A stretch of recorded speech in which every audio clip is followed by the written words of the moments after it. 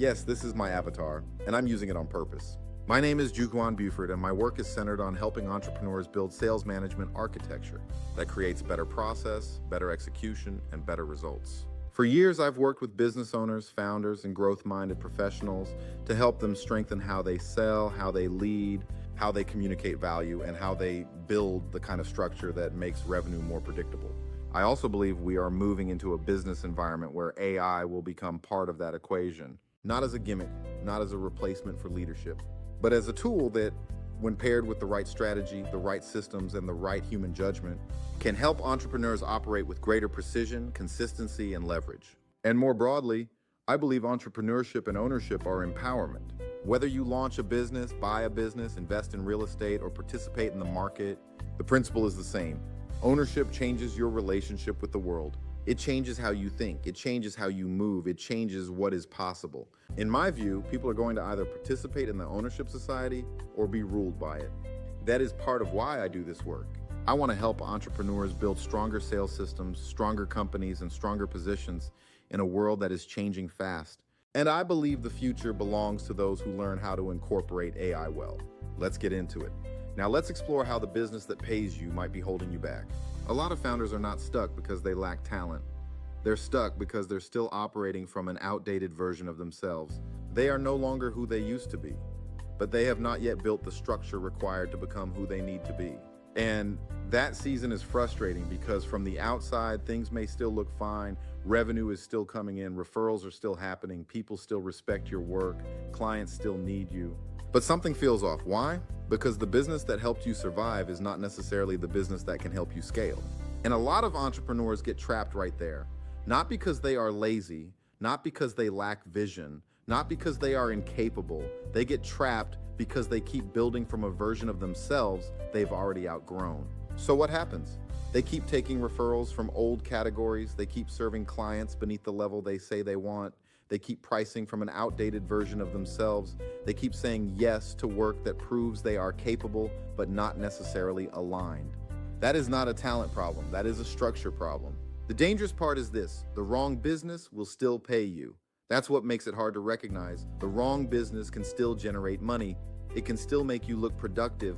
It can still validate your skill, and all the while, it can quietly hold you back. A lot of founders are carrying around misalignment and calling it momentum. They are busy but not built, booked but not aligned, paid but still frustrated. So let's talk solutions. Because if you're in that season right now, the answer is not more random hustle. The answer is better alignment. First, identify what you actually want to be known for. A lot of entrepreneurs are too vague here. They want better clients, more money, more leverage, more scale. Fine. But what do you actually want to be paid for?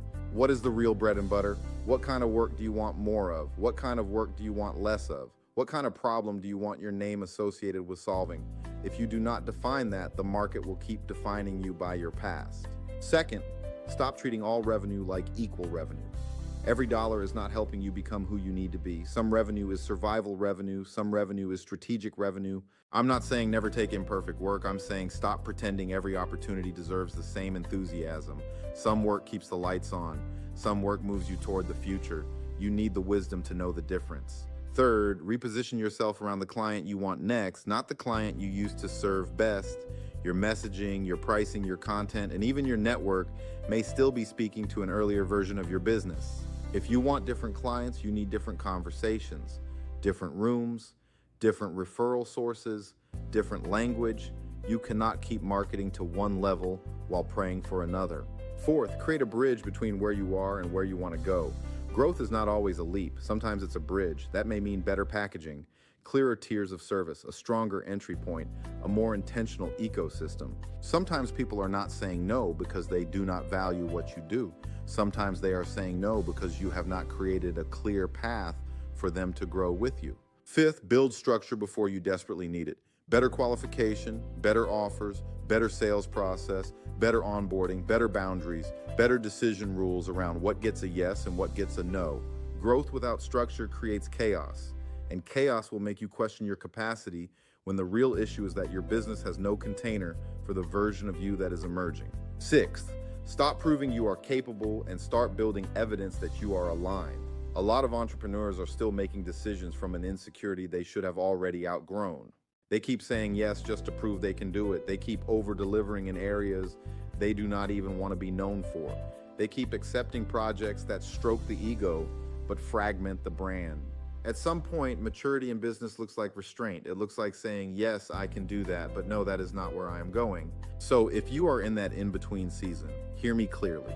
You are not broken. You are likely outgrowing something. And outgrowing something always creates tension before it creates traction.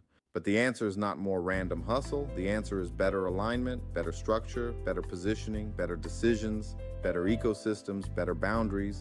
Because the business you want is not going to be built by accident. It is going to be built when you get honest enough to admit that some of what is paying you is also holding you back. And once you see that clearly, you can finally start building with intention. That is when growth stops feeling like survival and starts feeling like architecture.